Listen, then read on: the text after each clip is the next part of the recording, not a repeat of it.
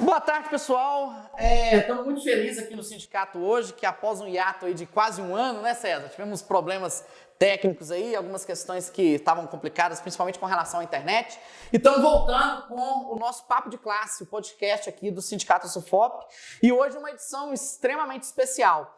Estamos agora num novo formato, estamos fazendo aqui gravado com os colegas e será publicado logo na sequência, mas tenho certeza que vai ser aqui de grande importância com todo mundo. Para marcar aqui a volta do podcast Papo de Classe, nós estamos aqui com os colegas da CIS, né, a nossa Comissão Interna de Supervisão da carreira do técnico administrativo aqui da UFOP, e estamos com a pauta que para mim está na crista da onda, né, pessoal, que é a questão do nosso incentivo à qualificação. Não sei se todos os colegas estão aqui bem cientes, né, estão acompanhando.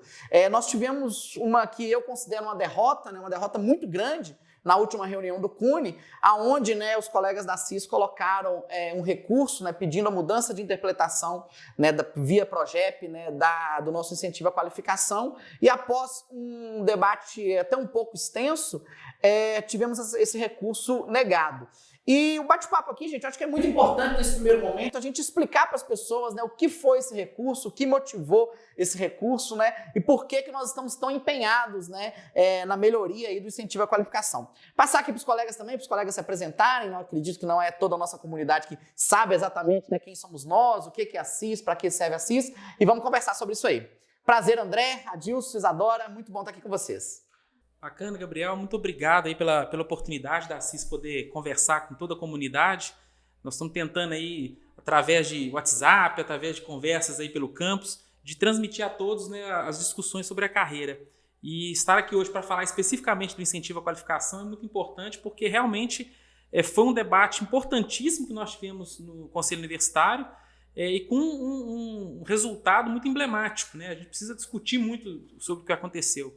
E aí nós vamos fazer um resuminho aqui do que está rolando, como é que foi essa reunião, e vamos tentar contribuir para que todo mundo se mobilize, né, em prol da carreira.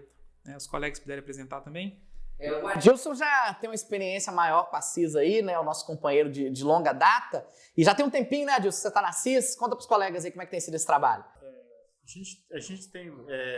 gente conseguiu, ao longo dos tempos, né, construir uma carreira que a gente, quando na época que foi feito a questão da qualificação, a gente tinha um entendimento, né? Esse entendimento não veio assim, aconteceu de qualquer jeito. Ele foi naquele momento foi muito bem estudado, né? A gente teve uma comissão talvez da CIS e também do sindicato.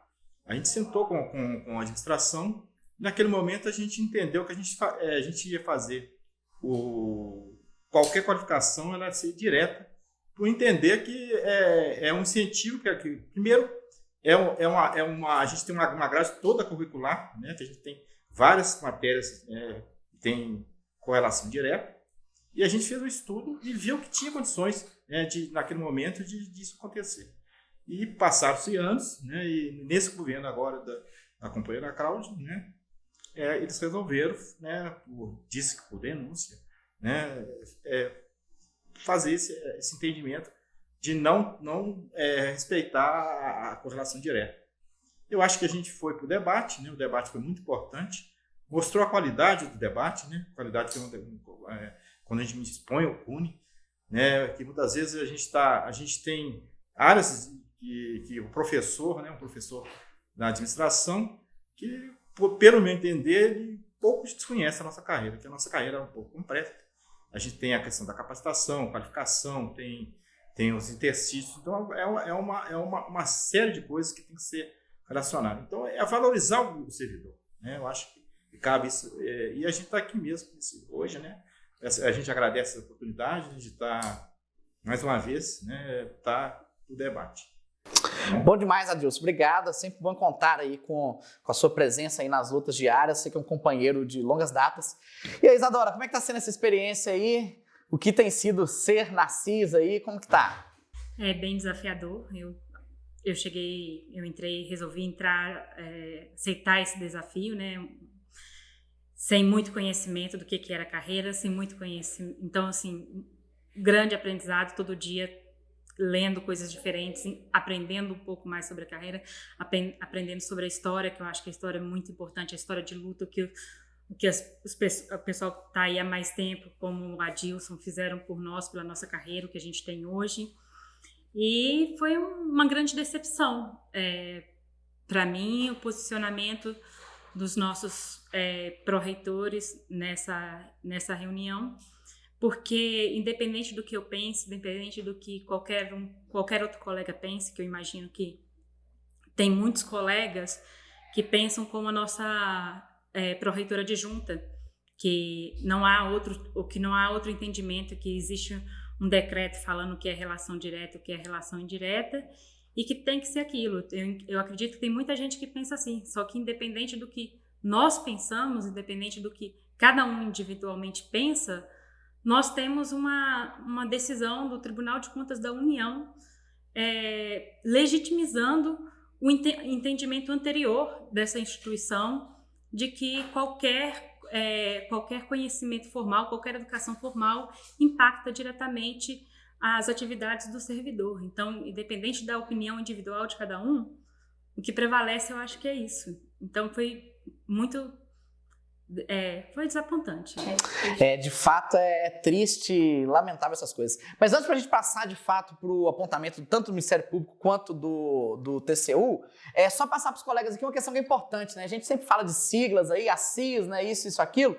Só explicar pros colegas o que de fato é a CIS. Nossa carreira, né, o PCCETAI, ele é de 2005, né, e quando se coloca, se sanciona a lei do PCCETAI, juntamente, né, se cria, né, tanto a Comissão Interna de Supervisão da Carreira, né, que são as comissões ACIS, né, que ficam em cada universidade, e também, né, a Comissão Nacional de Supervisão da Carreira, né, também tem um órgão central aí que canaliza, né, todas essas discussões a nível nacional. Isso é uma instituição dentro da universidade, né, a gente está falando aqui de um órgão da universidade que é regido por lei. Então, de fato, a universidade tem que ter, né, a CIS, tem que ter a comissão. Inclusive, a CIS, ela opina, né, em várias das questões do nosso dia a dia de trabalho. Né? Uma delas é o incentivo à qualificação que nós estamos discutindo aqui, mas, né, também quando a gente tem a questão, né, do servidor estudante, né, a carga horária de 30 horas, tudo que perpassa, né, pela carreira do técnico administrativo dentro da universidade, a CIS é consultada, né? A Comissão Interna de Supervisão é consultada.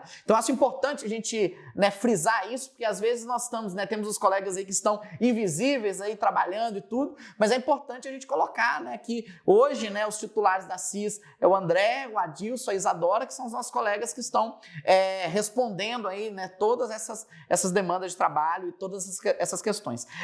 Especificamente, né, Gabriel, sobre... só um Fica antes, à vontade, André, da claro. gente entrar no assunto, eu acho legal falar aqui da CIS, né? Nós somos eleitos, né, pelos nossos pares, foi uma eleição, e foi ficou muito legal essa composição, porque o PCCETAI, a nossa lei de carreira de 2005, e o Adilson estava que antes ele trabalhou muito nisso, muitos eventos em Brasília, ajudou a construir. Lutou muito, né? Por essa carreira. A experiência viva aí da nossa carreira. Então ele conhece toda a construção.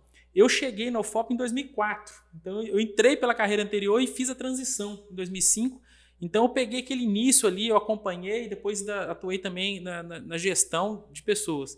E a Isadora é mais recente, ela já pegou, de certa forma, a nossa carreira consolidada, né, e já com entendimentos que vinham de muitos anos, já com estrutura. Então a CIS hoje, da UFOP, ela tem essa característica bem legal de ter membros que participaram de todos os momentos da construção da carreira. E talvez por isso a gente consiga, juntos, ter entendimentos tão favoráveis à nossa categoria que a gente sempre, cada um puxa um pouquinho para a sua experiência, para o seu conhecimento, e foi o que fez a gente montar essa discussão, buscar essa discussão sobre incentivo à qualificação.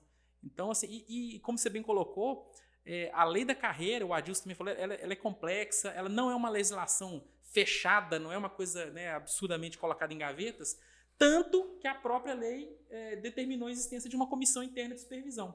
É justamente porque tem várias interpretações, é justamente porque precisa de uma análise de acordo com cada universidade que existe a CIS. Se fosse uma coisa simples, bateu, leu, é aquilo, não precisava de ter comissão nenhuma. Era só botar um despachante para aplicar a lei.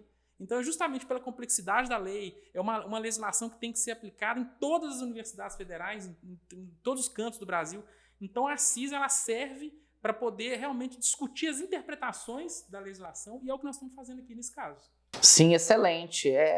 Eu acho fundamental e é interessante que isso é viver em democracia, né? Eu acho que as instituições têm que se acostumar com o contraditório, né? Infelizmente, na UFOP a gente não tem vivido tanto essa democracia, né? A gente vê aí que, né, às vezes até tenta enviesar o debate, mas nós estamos aqui resistindo, né, e poder fazer o grande debate. E a grande, né, a importância desse bate-papo aqui, o fundamental da gente estar aqui conversando hoje, é mostrar, né, não só para os colegas tais, que eu tenho certeza que os nossos colegas sabem muito da nossa carreira, mas infelizmente por questões de legislação hoje, o nosso conselho universitário ele é composto por maior parte dos docentes, né, a famosa legislação aí do 70-30, né, e aí a gente começa a fazer uma discussão da nossa carreira no conselho universitário, aonde os colegas docentes, né, não é a carreira deles, eles não têm, né, de fato, muita informação sobre a nossa carreira, e eu acho que o debate fica ruim, então por isso que é importante a gente estar aqui debatendo. Puxando o gancho aqui do incentivo à qualificação, André, eu acho que,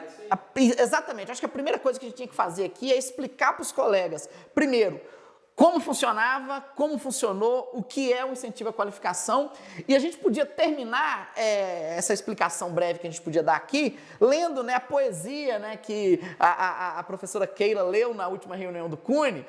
A gente, né, brinca que é uma poesia, porque de fato não é uma poesia, mas é a conclusão, né, do Tribunal de Contas da União, né, que eu acho que é importante a gente colocar esses elementos para o debate. Então vamos lá, nós estamos falando de incentivo à qualificação. Como é que funciona hoje na universidade esse incentivo? Bom, a carreira dos técnicos, né, a nossa legislação, ela atribui percentuais, né, sobre o vencimento básico, né, um acréscimo financeiro em percentuais de acordo com o título que a pessoa ela obtém. Então, se o cargo exige nível médio, ela faz uma graduação, ela tem ali um incentivo, um percentual. Se ela faz um mestrado, tem outro incentivo, doutorado, outro incentivo. São percentuais que existem. Quando a carreira foi feita, criaram um decreto, isso não está na lei, é um decreto, que ele tentou colocar esses títulos em algumas caixinhas de disciplinas. Então, dizer o seguinte, olha, o sujeito que trabalha na prefeitura universitária, ele só vai ter o grau máximo do incentivo, por exemplo, o mestrado, que é 52%, se for na área de engenharia, por exemplo, se for na área de atuação dele da prefeitura. Se for algo que contribua diretamente com aquele ambiente de trabalho. A pessoa que trabalha na comunicação, ela só vai ter um grau máximo se for em algo ligado à comunicação. Fora disso, se ela fizer, o cara da engenharia fizer um mestrado em psicologia, ele só teria um percentual menor, em torno de 30%. Então, essa correlação entre o título, né, e onde que a pessoa trabalha, isso vem num decreto depois. Bom, quando esse decreto veio, ele não é novo, ele é de 2006, é bem antigo. Foi logo depois, aí, no ano seguinte da lei da carreira. Quando veio esse decreto, a UFOP fez o seguinte entendimento, olha, nós temos um corpo de servidores que está há muito tempo sem incentivo à qualificação, está há muito tempo sem se qualificar, sem se capacitar, e nós entendemos que toda capacitação, toda qualificação, ela contribui para o trabalho. A UFOP adotou uma interpretação interdisciplinar desse decreto, né, de que todo conhecimento contribui para o trabalho. E aí todo mundo que começou a se qualificar foi recebendo os incentivos à qualificação no grau máximo. Não porque o UFOP estava desrespeitando o decreto, é porque o UFOP estava interpretando que o conhecimento ele é interdisciplinar e ele contribui em qualquer tipo de trabalho. Né? É uma visão muito mais profunda do processo educativo. Né? E assim foi por anos e anos e anos. Anos e anos e anos. Recente agora, se não me engano, 2021, a Progep mudou de entendimento. Falou, não, a partir de agora tem que haver uma correlação direta entre o título que a pessoa obteve, o curso que ela fez e o local de trabalho. Senão não tem o grau máximo. E começou a ter esse tipo de decisão. Né? Fomos tentar aprofundar o sindicato, né? Foi mais ou menos pouco depois ali que a nossa gestão assumiu na CIS, e a gente também já recebeu essa pauta da CIS anterior, na transição, e fomos tentar entender o que estava acontecendo. E a notícia que foi dada é que tinha sido feita uma denúncia muito grave, muito complexa. O pró-reitor de gestão de pessoas disse que era uma denúncia feita por um expert em direito administrativo, uma denúncia irrebatível, uma denúncia que não tinha como escapar, e que então teria que mudar esse entendimento e passar a adotar uma interpretação mais restritiva. Bom, a gente não acredita só em conversa, a gente quer ver o documento. Começamos a pedir esses documentos. Cadê a denúncia? Para onde que foi? Qual órgão que foi?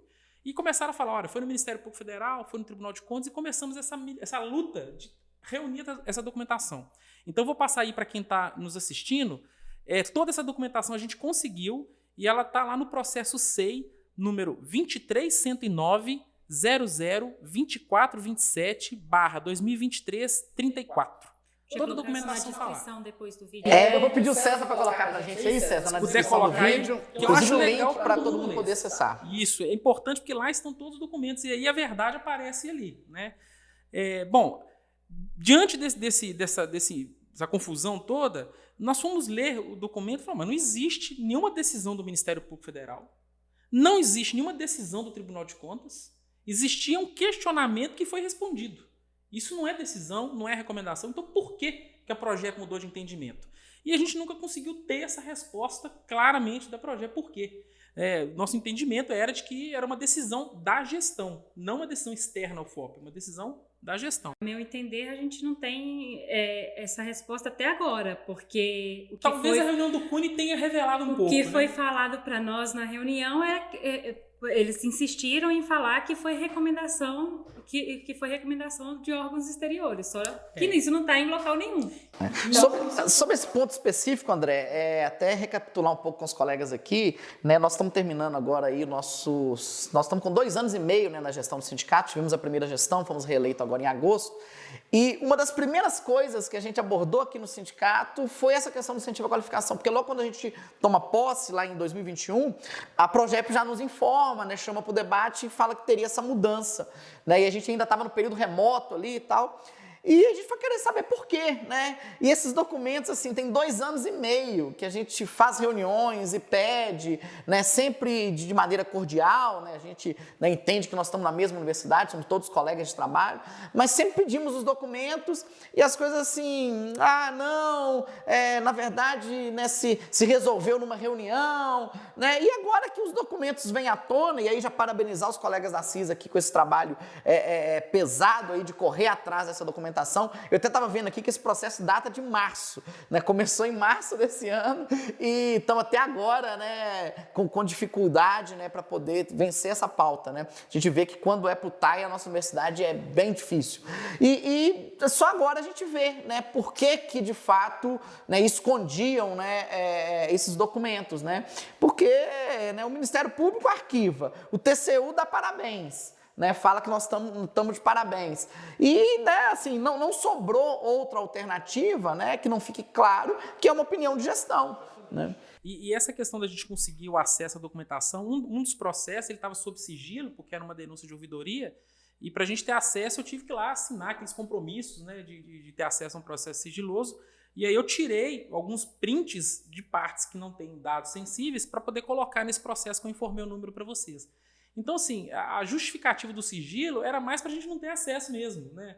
Porque é óbvio que tarjando os dados sensíveis, preservando as informações que não podem ser divulgadas, tanto o sindicato quanto a CIS poderia ter acesso sem nenhum problema, né? Eu acho que esse é um ponto. O parecer emitido pelo TCU é público. Você pode baixar ele. Vou até matar a curiosidade do pessoal aí sobre o que foi essa decisão do Ministério Público do TCU. Então, olha só, o Ministério Público, ao receber uma denúncia dizendo, e até uma denúncia com palavras de baixo calão, um negócio até feio essa denúncia, ao contrário do que foi dito que era uma grande peça jurídica, não era uma denúncia bem esquisita, por sinal. Mas, enfim, o Ministério Público Federal recebe essa denúncia, pede informações à universidade, a universidade explica como era feito, o Ministério Público analisa e diz o seguinte ao final, olha, não vejo aqui nenhum indício de improbidade, ou seja, não teve nada errado do ponto de vista de dano ao erário, de alguém ter cometido algum crime. Não há indício de improbidade. Mas o Ministério Público não vai entrar no debate sobre interpretação da qualificação. Então mandou para o Tribunal de Contas da União, diz, Tribunal de Contas da União, não tem improbidade, então você vê aí como é que funciona o entendimento com relação ao incentivo à qualificação. E aí o Tribunal de Contas da União recebe o processo, autua, pede explicações para o FOP. A explicação que o FOP manda, junto com a explicação, manda uma planilha de Excel. Na verdade, ele não mandou a explicação, conforme palavras do próprio TCU nesse parecer. Foi só um encaminhamento, eles né? apenas encaminharam a planilha, né? E não falaram mais nada. Só que eu entendi que o TCU pegou a argumentação que já veio do processo no Ministério Público, e esse daí eu falo assim, não, por aqui eu posso basear, posso entender o que eu posso fazer. O processo do TCU, ele foi para o Tribunal de Contas, então foi uma sequência, né? E aí o Tribunal de Contas estão já afastado da improbidade, ou seja, ninguém estava fazendo nada de dano ilegal, nada ninguém ilegal. ia precisar devolver nada, ninguém ia precisar colocar seu CPF na reta.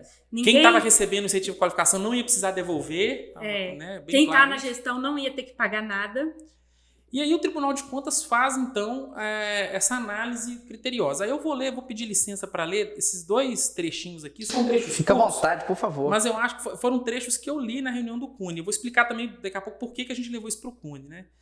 Mas enfim, aí depois de analisar, o Tribunal de Contas diz: sobre o questionamento apresentado pelo Ministério Público Federal, no que tange a correlação direta do curso realizado pelos beneficiários com suas respectivas áreas de atuação dentro da instituição de ensino superior, nota-se que a UFOP privilegiou a transversalidade do conhecimento, porquanto é sabido e notório que, conforme por ela enfatizado na resposta enviada ao Ministério Público Federal, a educação formal sempre impacta positivamente na qualidade da formação dos alunos, refletindo-se necessariamente em sua atuação profissional.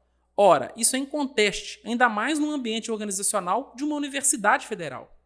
Procedimento diverso da UFOP seria temerário, pois poderia, inclusive, prejudicar o desenvolvimento profissional de seus servidores dentro da universidade, obrigando-os a ficarem sempre no mesmo setor, em detrimento da evolução natural e necessária e do conhecimento holístico e transversal que um colaborador precisa ter com a instituição em que atua por muitos anos.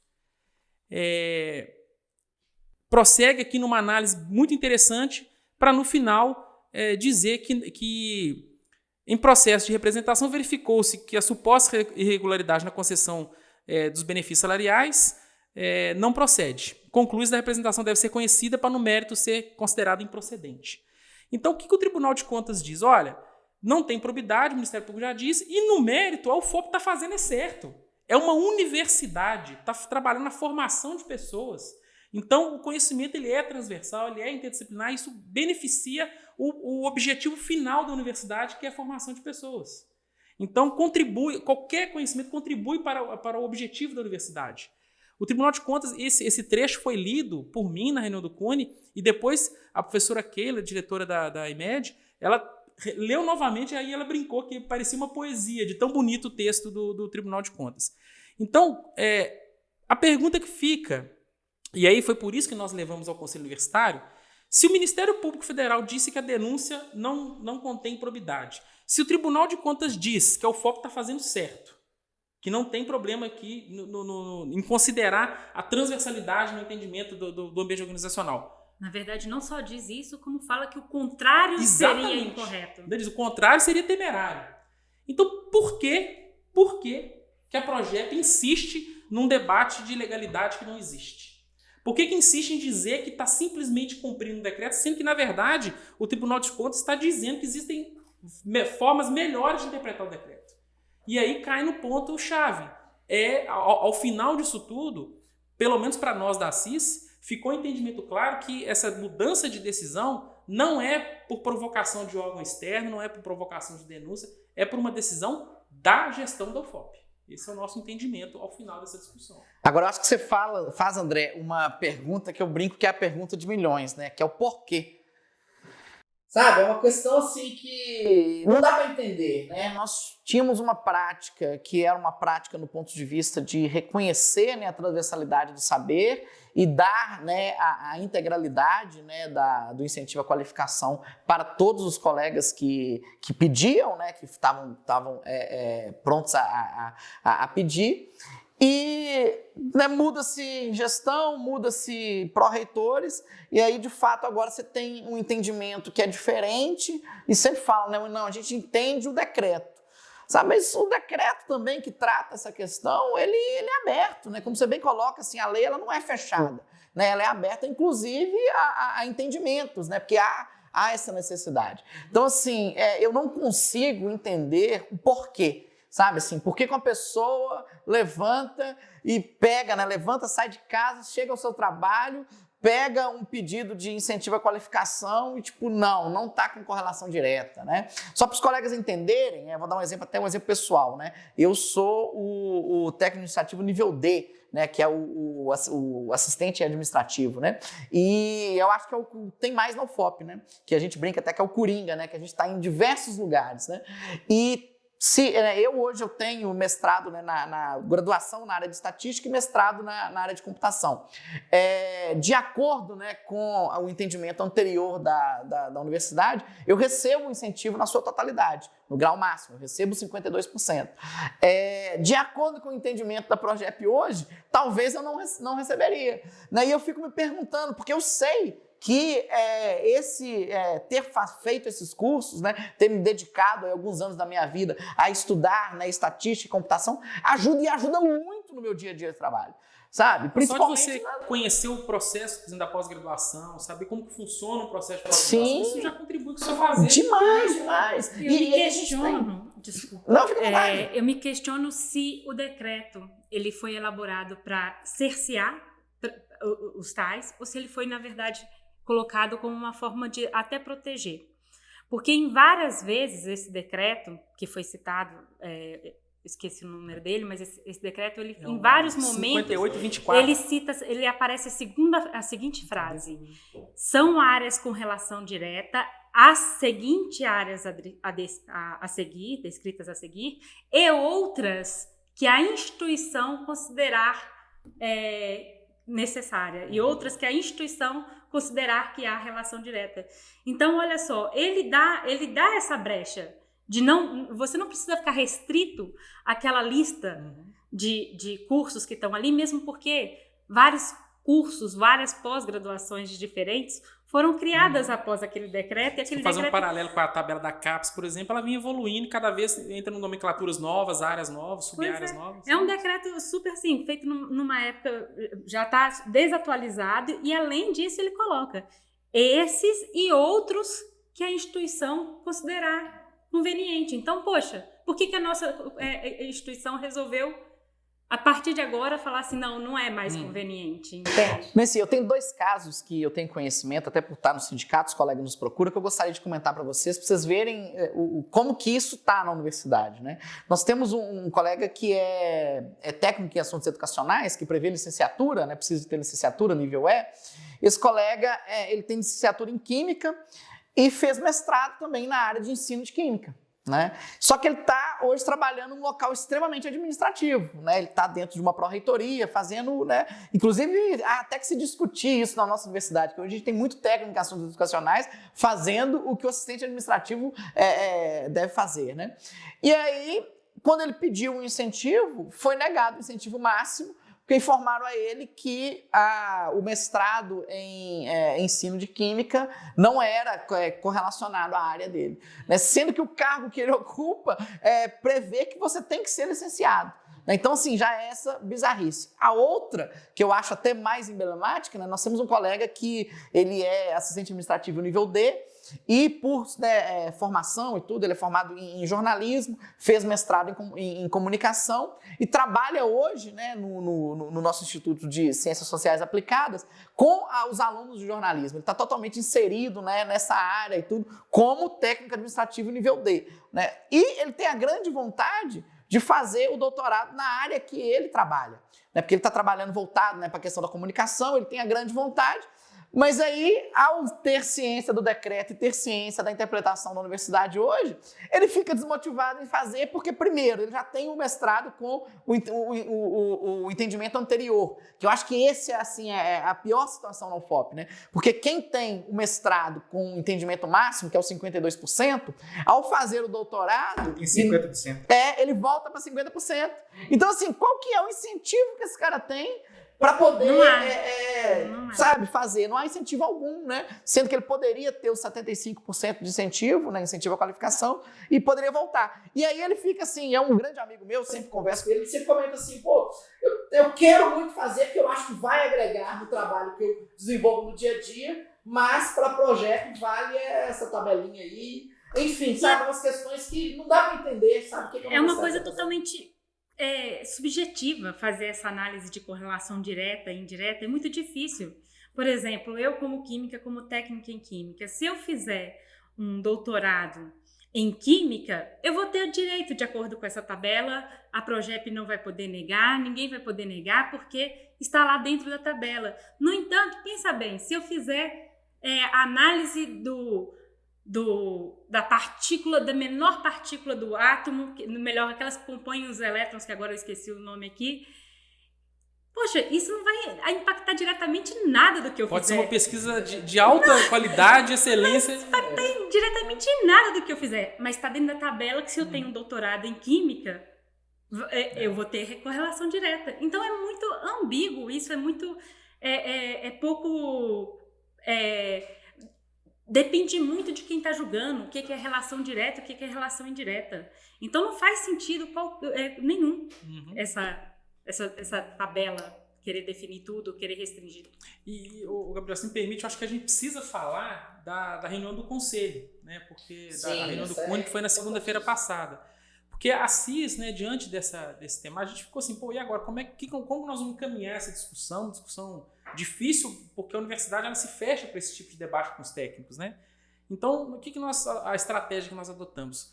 Um caso específico, talvez seja até de um desses que você mencionou, ele fez um recurso ao Conselho Universitário no início do ano e pedindo para ter o grau máximo, né, da qualificação, e o Conselho Universitário negou o pedido dele. Foi uma resolução do CUNE negando o pedido dele. E naquela ocasião, o relator, que foi o pró-reitor de gestão de pessoas, ele não informou aos conselheiros isso aqui, não falou do TCU, não falou que tinha sido arquivado no Ministério Público. Ele contou uma história como se fosse assim, olha, conselho, se vocês aprovarem isso, vai todo mundo preso, porque tem uma decisão aqui contrária. E a gente, ao ver o vídeo da reunião, ao ler a ata da reunião, falou, os conselheiros foram levados a erro. Né? Eles não tinham noção do que estava acontecendo. Então, nós fizemos um recurso dentro daquele caso específico, até porque aquela resolução, a Progep está usando em vários outros casos semelhantes. Ela responde assim, conforme o entendimento da resolução tal, indefiro.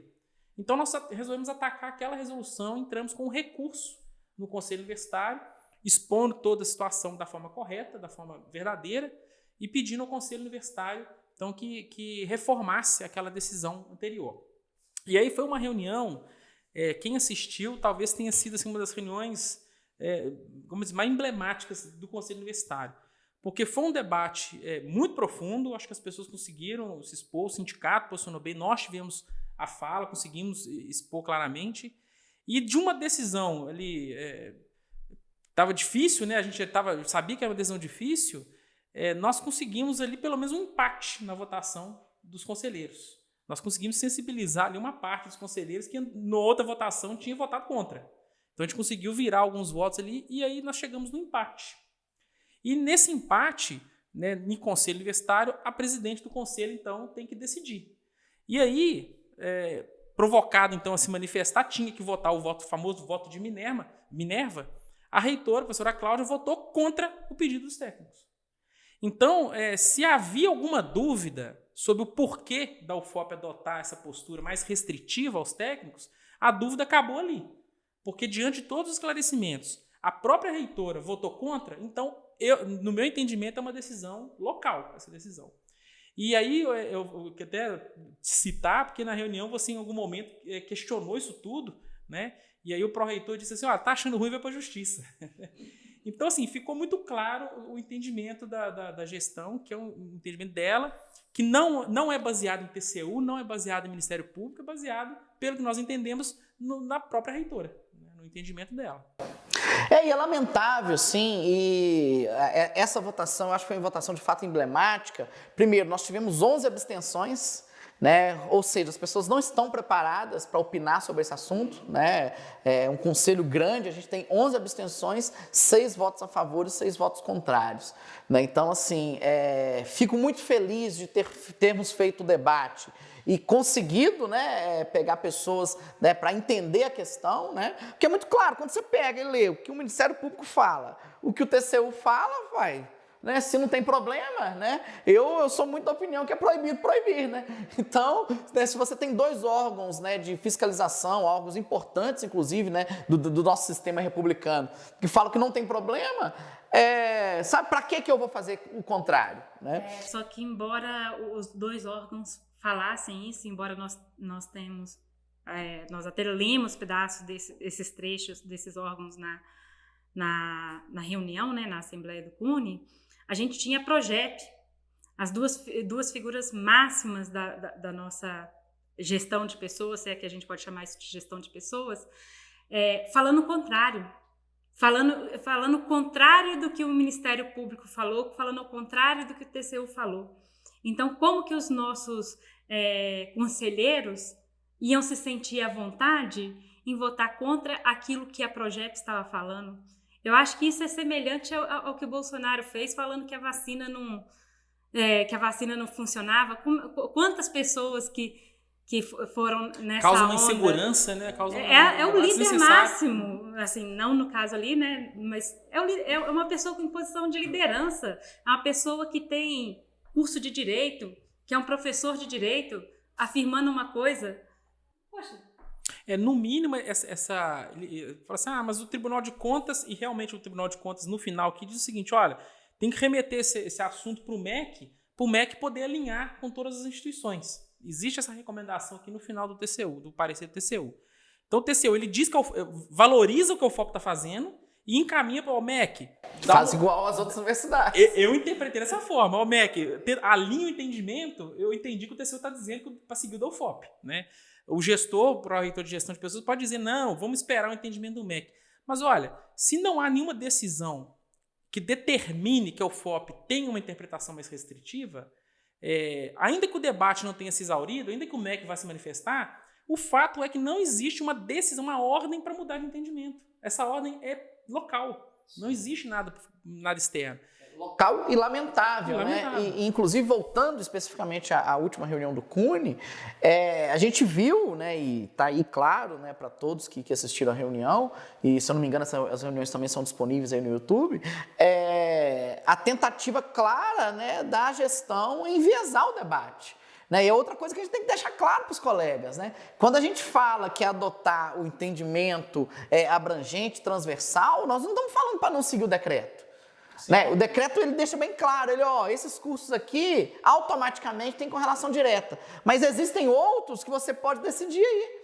Sabe, o decreto fala isso, né? E quando a gente fala isso, assim, gente, nós não estamos falando aqui para a Universidade Federal de Ouro Preto ser contra um decreto presidencial, ser contra uma legislação vigente, não, muito pelo contrário. Né? Nós estamos querendo que a gente siga o decreto, mas com uma interpretação que seja transversal, né? Que reconhece que o nosso colega que é nível D e trabalha na área de comunicação, se ele fizer um doutorado na área de comunicação, ele vai ter o seu incentivo máximo, porque de fato vai contribuir para o dia a dia dele. Acho que a Dilson vai lembrar bem, que vai poder contribuir nesse ponto, assim, do histórico. Olha só, a universidade hoje, em todo relatório de gestão, esses relatórios que vão aí para falar dos indicadores, né, que agora está muito na moda indicador, né? Um dos indicadores positivos para a universidade é a qualificação do seu trabalhador, né? Tanto docente quanto técnico. Então, quanto mais qualificado o trabalhador, mais positivo é para a instituição, né? Isso é fato. Bom, Adilson, como que era a qualificação dos servidores antes do PCCETAI? A gente tinha técnico, tanto técnico como mestrado, como doutorado? Não tinha, né? Hoje a carreira veio incentivar as pessoas a se qualificar. Justamente porque tinha setores mais qualificados, né? Que, até pela nomenclatura da área dele ali, eles tinham mais acesso a mais cursos, né? Porque o próprio programa de governo favorecia algumas áreas que tinha que ter. Por exemplo, a área de administrativa, né? E outras áreas que ali as pessoas tinham que qualificar, né? Fazer mais, mas era a questão de capacitação. Era mais graduação, curso de capacitação. Agora, mestrado e doutorado eram poucos. Aí depois, quando começa a carreira, a gente tem que entender o seguinte: a gente começa a nossa carreira, a gente começa com a comissão de enquadramento. A comissão de enquadramento, eu participei da participação da primeira de enquadramento escolhido pela base, e foi eu e o Vilmar, e a Fatinha e a Silva pela administração. Então, naquele momento, todos os cursos que a pessoa fez na sua vida laboral, ele foi válido. não dependia de correlação direta. Na transição Não da tinha carreira. correlação direta. Né? Ali no momento, né, era tudo direto. Né? Vinha mostrar os seus títulos, a gente avaliava ali, a gente avaliou ali naquele primeiro momento da comissão de enquadramento e a gente fez a gente alimentou. Eu acho que as comissões de enquadramento ela foi muito importante porque o MEC não tinha noção, né? Tanto não tinha noção do quantitativo de pessoas, de qualificação, de capacitação. Então eles fizeram um programa e o MEC ficou muito bem assessorado nessa questão porque usou essa comissão de enquadramento para alimentar esse sistema, que tinha um sistema todo bem alimentado, e a gente pôs todos os técnicos, né, ali que tinha graduação, tinha mestrado, né, que eram muito poucos, tinha um doutorado só, se eu não me engano, na época, um doutorando. Pois é, de todos. Em 2005? 2005 só tinha um.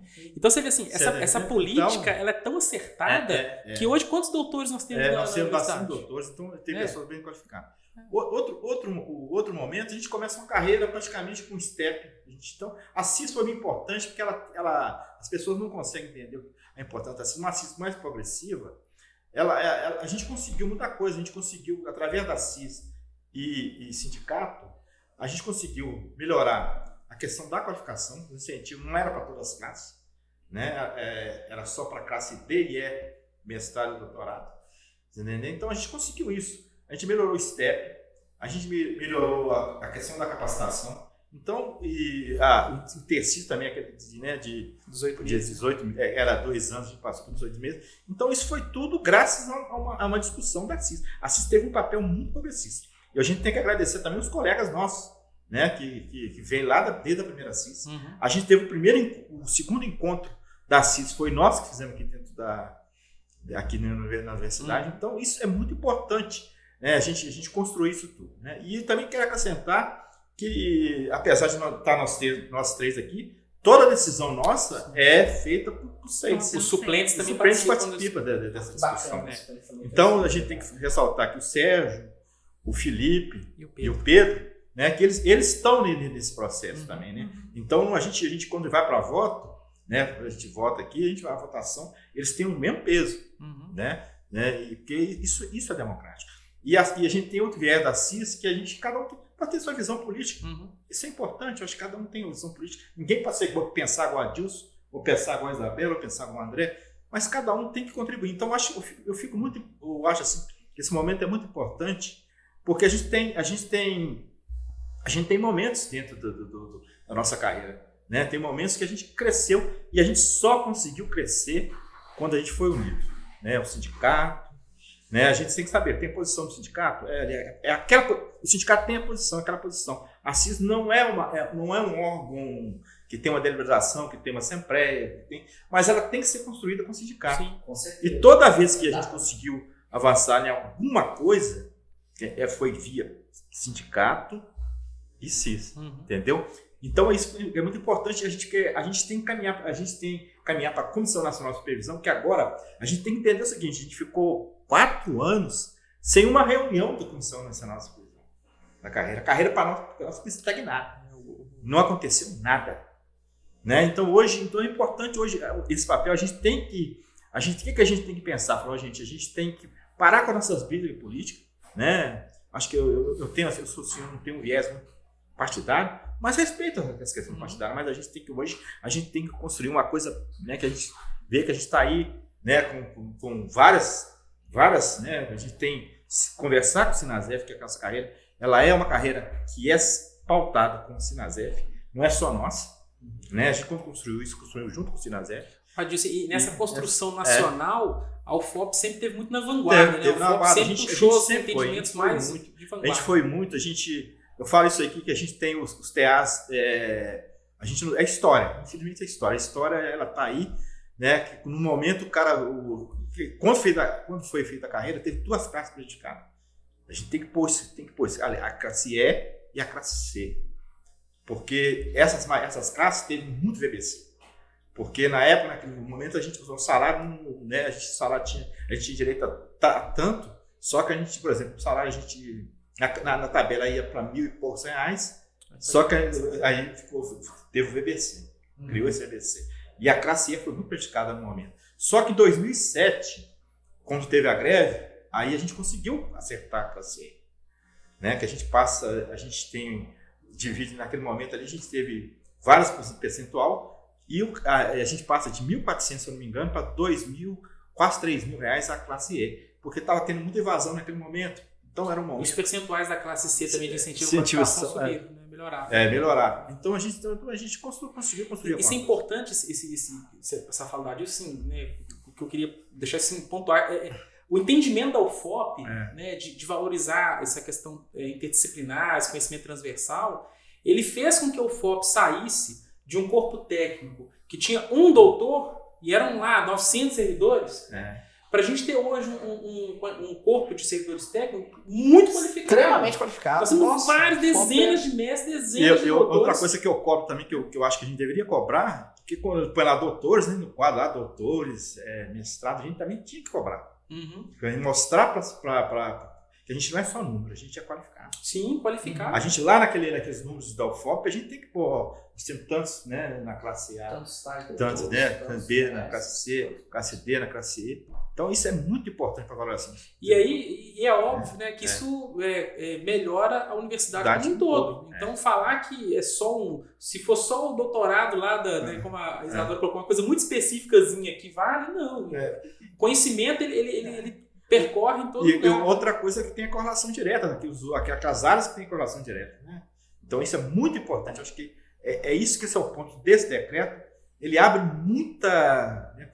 Tem correlação direta, por exemplo, matemática, português, a capacidade de... Coringas, né? Coringas, a capacidade de analisar dados, de elaborar relatórios, e hoje criou, fazer planilhas. Nossa, só disciplina para escrever uma dissertação. E hoje praticamente, como é que você vai definir cargos que tinha uma nomenclatura totalmente diferente por um datilógrafo? Não existe mais.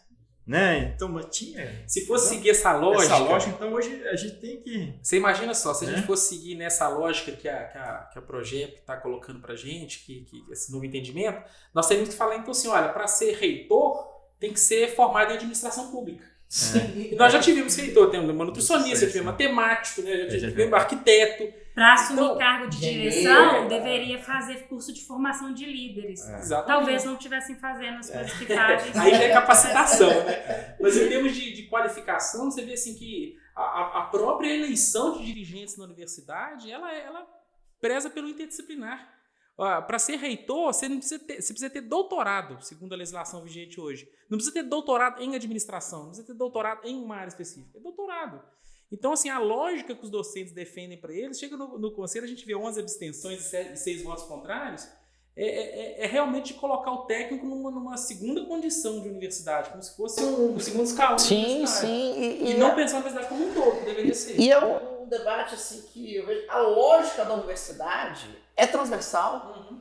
Sabe, a lógica, né? A gente vive o dia a dia na universidade, a gente vê que você está ali num curso, né, envolvido com um monte de outro, que você tem disciplina de vários departamentos, né? Assim, é de fato isso, a ciência se constrói assim. E a gente o mercado de trabalho também está assim hoje. A gente só um fato curioso, no longo da vida da gente, na laboral, a gente tem vários fatos acontecidos.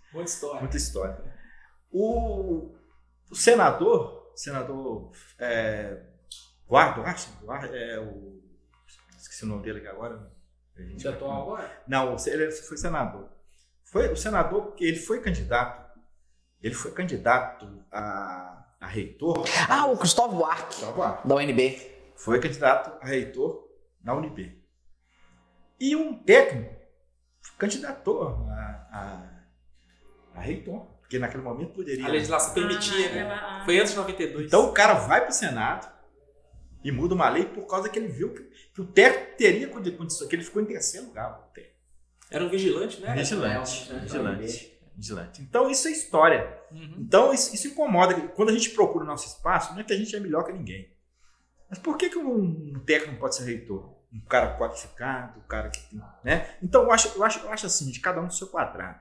Eu sou assim um defensor. Daquela área que é o professor, eu acho que tem que ter professor mesmo. Né? Maior que a área do técnico. Uma área que o técnico conhece a carreira, cara conhece toda a estrutura ali e põe um professor. Então, eu acho que não sou aqui eu que tenho que decidir isso, a gente, né? Mas eu acho que tem que valorizar o técnico. Né? O nosso colega que aposentou recentemente, Flávio Andrade, né? Todo mundo conhece o Flávio, ele usa uma expressão que sempre me chamou a atenção, que ele fala que, infelizmente, na universidade tem muito professor que acha que o técnico é o mero tarefeiro. Fazedor de café. Fazedor de tarefas. Serviços gerais. E essa visão é ela que contamina essa discussão do incentivo à qualificação. Se o técnico ele é um mero tarefeiro, para que ele está querendo fazer doutorado? Para realizar tarefas? Né? E não pode ser assim, né? O técnico ele participa da construção da universidade, ele participa do processo de aprendizagem, está em contato com o aluno o tempo todo. Quantas e quantas vezes nós participamos até da formação do professor. Né? Então, assim, a gente não pode perpetuar essa cultura do técnico tarefeiro, que educação e qualificação é um luxo individual para o sujeito, como se fosse um benefício. O cara está fazendo doutorado só para ter incentivo à qualificação. Não. A qualificação do técnico ela é um benefício para a universidade. Exatamente. Ela é uma valorização para a universidade. O incentivo à qualificação é uma consequência natural, né? Óbvio, é trabalhar mais para receber mais. E uma coisa que é importante frisar também, eu até vi alguns docentes comentando no CUNE, de fato não conhecem a carreira, nós dificilmente conseguimos dispensa para poder fazer uma pós-graduação. Não tem, né? Eu acompanho isso muito, o que tem de pedidos de colegas, né? Inclusive colegas para fazerem pós-doc no exterior, que são negados. Né? Os colegas tais hoje não têm licença. Né? Então a gente faz uma pós-graduação devido à nossa legislação, à resolução específica da UFOP, né? Porque se você for pegar portarias de outras instituições federais, não há aquela limitação que impõe, que coloca para o servidor uma tarefa que deveria ser de gestão, né? Porque a gente não consegue, por quê? Você tem que indicar alguém para colocar alguém tem que assumir o seu lugar. A gestão passa pela deficiência do quadro. Exatamente. A gente não tem. A gente está todo mundo sobrecarregado. Quem que vai querer assumir uma tarefa a mais? Ou seja, estão colocando sobre a gente uma tarefa que era para ser da gestão. A gestão tem que virar e falar assim, não, a gente vai se organizar assim para poder cumprir aquelas tarefas enquanto o fulano está se qualificando. Agora não. Para eles é muito mais fácil falar assim, segura, dá o pepino pro técnico, se o técnico resolver bem, se não resolver, eles lá... Claramente é falta de gestão de pessoas, né? É o que, infelizmente, a gente vive hoje. Hoje a gente tem equipamentos aqui caríssimos aqui dentro da instituição. Né? A gente tem responsabilidade de técnico. A gente tem equipamentos, né? Então, quer dizer, o cara tem que estudar o equipamento, o cara tem que conhecer o equipamento. Então, muitas vezes, o professor, né, tem a função dele, e a gente tem que respeitar a função do professor. Mas o cara tem que entender que quando chega na sala de aula, a sala está climatizada, quem que é o responsável ali pro ar-condicionado? O está no jeito lá de operação. O cara, o giz. Não, o salário cai todo mês. A sala limpa, entendeu? A folha de pagamento do professor. Então, o cara acha que muitas vezes ali é só da aula. A gente é muito importante e a gente tem que se valorizar. E o técnico também tem que falar assim, gente. Eu sou técnico. Eu não sou professor. Ele tem que sentir fazer. Eu sou um técnico qualificado. Né? Um exemplo que eu sempre gosto de dar, né, rodando na universidade, com contato com os colegas lá da DOF, né, que hoje é prof, tá vendo aí no grupo todo mundo preocupado com recesso, né, marcação de férias, vai ter recesso no final do ano, não vai e tal. E conversando com os colegas da antiga DOF, hoje prof, né, 31 de dezembro vai ter um TAI lá para poder assinar a folha. Né, para poder fazer as ordens de pagamento para todo mundo receber no dia 2 de janeiro. Então, assim, né, no momento que está todo mundo de férias, de lazer, de recesso de final de ano, existe um técnico administrativo no seu local de trabalho que é responsável pelo salário. Então, assim, olha o nível de responsabilidade e o nível de doação mesmo. A pessoa se doa, né, no momento que todo mundo está com seus familiares ali para poder cumprir essa tarefa. Então, assim, é lamentável o que a gente vê na UFOP hoje, eu particularmente acompanho esses problemas no dia a dia, mas eu sou otimista e acho que dias melhores virão, sabe, gente? Nós já estamos aqui com 50 minutos já vamos encerrando aqui o nosso bate-papo, até para não ficar muito Gabriel, pesado. Deixa eu, antes de você encerrar... Claro, fica à vontade. Eu acho que a gente, assim, deve ter um colega nosso técnico assistindo que está nessa situação, né, do incentivo à qualificação ter sido negado, mestrado, ou que está em vias de fazer uma pós-graduação e quer saber como que vai ficar. E aí, assim, e agora, né? Agora que o Conselho Universitário funcionou, o que vai rolar daqui para frente? Eu acho que tem algumas coisas que são importantes, né, que nós precisamos fazer. O Adilson já comentou uma aqui, que é levar esse debate para a Comissão Nacional de Supervisão. Fazer com que o coletivo da CIS, de todas as universidades, entenda esse problema e a gente faça um debate nacional para poder levar aos parlamentares, a levar ao MEC, enfim, a gente tocar essa discussão para frente. Eu acho que individualmente, alguns casos, vale a pena uma judicialização, atendendo aí a própria proposta, né, do pró-reitor de gestão de pessoas. Ele falou que se não concorda com ele, judicialize. Eu acho que alguns processos precisam ser analisados individualmente para uma judicialização. E eu tenho certeza que a Progep, que tem se manifestado em todos os processos, dizendo que gostaria muito de dar um incentivo à qualificação, mas não dá em razão do decreto, que não concorda, né? A pró-reitora adjunta sempre fala que não concorda com o decreto. Eu acho que eles já deveriam, se não fizeram, já deveriam ter feito, de encaminhar isso para o MEC e dizer para o MEC que não concorda com o decreto.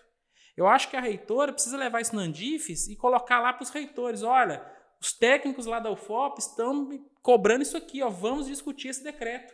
Porque um decreto não precisa ir no Congresso Nacional. Um decreto é o ministro da Educação conversar com o presidente e o decreto muda.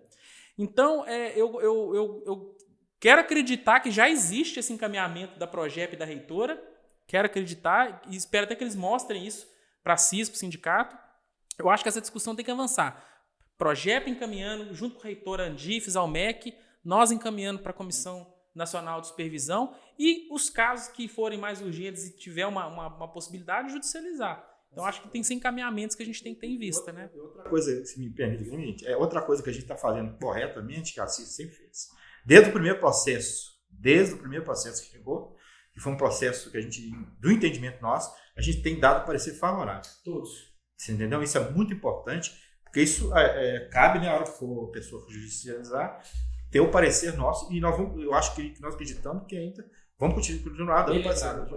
Todo o processo a CIS manifesta favorável em sentido. E o primeiro processo... Não só manifesta, como fundamenta, né? O primeiro processo a gente fundamentou muito bem. A gente fizemos que não foi esse mandato, mas foi no outro mandato. A gente fez um parecer muito... Né, então, estamos repetindo a mesma coisa. Então, acho que isso é muito importante isso também. Importantíssimo. Pessoal, então assim, só para a gente ir indo para os finalmente aí, como o André bem lembrou aqui, colegas, todo mundo que teve, né, o incentivo à qualificação no grau máximo negado, procure o sindicato, procure a CIS, né, vamos analisar o seu processo direitinho, que claramente cabe recurso, né, não só no âmbito interno da universidade, mas fora também, né, eu acho que cabe também na justiça para a gente poder levantar essa questão. Eu acho que é muito lamentável, né, a gente ver um colega que se dedicou ali anos numa determinada área de estudo e não ter ali um reconhecimento direto, ter, né, o reconhecimento direto negado, né, por uma questão assim, que é muito mais subjetiva e de opinião do que, de fato, uma cláusula na legislação. Isadora, quiser colocar as considerações finais aí, para a gente encerrando o nosso bate-papo, e o mais assim, eu tenho que te agradecer mesmo, agradecer a todos os colegas da CIS. Eu acho que eu já esclareci, já falei tudo o que eu pensava, igual eu falei no início, é uma decepção muito grande, o posicionamento da Progep, e vamos esperar que quem está sendo prejudicado consiga outros meios de reverter isso. No mais é isso, obrigado, Gabriel, por essa oportunidade aqui. Quero parabenizar também meu colega aqui, o André Lana, que enquanto presidente dessa comissão, ele deu início a essa conversa, a essa questão. Antes, no início, quando eu estava na CIS, quando eu cheguei na CIS, eu tinha um entendimento mais restritivo e eu fui mudando esse meu entendimento conforme eu fui lendo e após ter conhecimento desse processo. Quem lê esse processo não tem como ficar com dúvida do que a gente está falando. Fica à vontade, Adilson. Eu quero também agradecer, né? Eu acho que eu falo assim que se a gente chegou, o momento que a gente chegou é porque tem atores, né? Então, também parabenizar o Gabriel lá, que foi... A gente não teve fala, mas a fala foi pertinente. Acho que a gente pode ter divergências, né, em alguns pontos, mas a gente, nesse ponto, e em outros pontos, a gente tem, quando ele fala que é servidor, a gente sempre vai estar unido. Porque eu acho que, né, acho que é muito importante isso. Né, a gente está unido porque se a gente bater no técnico, a gente está batendo a gente mesmo. Né? Então, também quero, né, nesse momento, né, final de ano, né, mandar um abraço para todos, né, que Deus abençoe, né, os familiares nesse momento difícil. A gente está passando por guerras no mundo, né, e muita coisa acontecendo de ruim, mas que Deus abençoe, né, que a universidade possa ter uma visão, né, progressista, que a gente não sabe, porque eu falo assim, a gente acha que a gente é eterno, nós não somos eternos. Né? A gente teve aqui grandes progressistas, né? Tem um caetores aqui que progressistas, né, que entenderam, que valorizou o técnico, e a gente, quem sabe, né, no ano que vem tem eleição para reitor, que a gente consiga ter um cara progressista, que talvez possa mudar esse entendimento. Então, acho que as coisas acontecem de acordo com a nossa mobilização e com a nossa luta. Então, eu quero parabenizar, né, o sindicato, né, por esse momento, e também os técnicos, né, que Deus abençoe a cada um. Né? Um abraço para todos. Com certeza. André, quiser colocar mais alguma questão aí, as considerações finais, fica à vontade. Realmente agradecer, Gabriel, a oportunidade da gente estar aqui conversando. Temos conversado desde o início, quando a gente assumiu a CIS, o sindicato sempre de portas abertas, a gente sempre alinhando as pautas em benefício dos servidores técnicos. Isso que o Adilson pontuou é fundamental. Cada um tem seu entendimento em algumas questões políticas, mas na questão dos técnicos nós estamos juntos e temos unidade. E eu acho que o recado ficou claro naquela reunião do conselho, que os técnicos têm unidade, os técnicos eles se defendem, né? Eu vou fazer daqui a pouco, ano que vem, 20 anos de UFOP, e cada dia é um aprendizado, cada lugar que eu trabalho é um aprendizado, cada processo é um aprendizado, e a CIS tem sido um grande aprendizado com os colegas aqui, como eu disse, né, cada um de um tempo de UFOP, mas um aprendizado muito grande. Então, agradecer aos colegas da CIS, agradecer ao sindicato, aos colegas da UFOP que nos elegeram e confiaram, e podem ter certeza que a CIS vai continuar trabalhando arduamente, duramente, para defender os interesses da coletividade do corpo técnico administrativo da UFOP. Esse é o nosso compromisso. Bom demais. Pessoal, antes de agradecer, eu quero parabenizar vocês, né, a ajuda aí que a CIS tem dado nessa luta é de fundamental importância, né, a gente tem que parabenizar mesmo, que a gente sabe que é difícil nesses trabalhos de representação e tudo, a gente sabe que é de fato matar um leão por dia, e agradecer, né, a presença, a gente está aqui, né, construindo, né, essa luta diária. E agora eu queria falar aqui diretamente para a gestão da UFOP.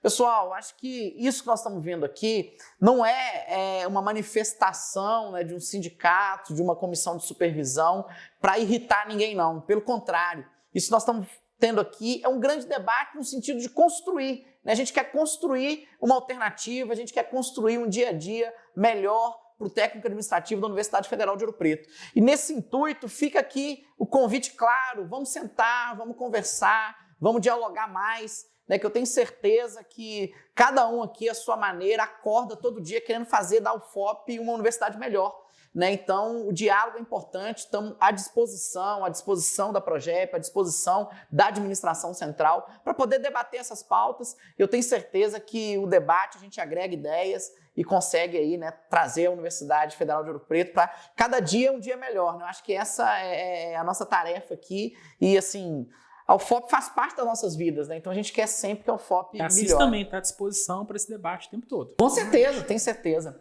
Isso aí, pessoal. Muito obrigado. Em breve vamos voltar aqui com mais uma edição do Papo de Classe. Essa roda de debate que a gente faz aqui, que é fundamental aí para a gente conseguir crescer cada vez mais. E César, valeu demais, viu? Você é o cara aí que tem nos ajudado demais.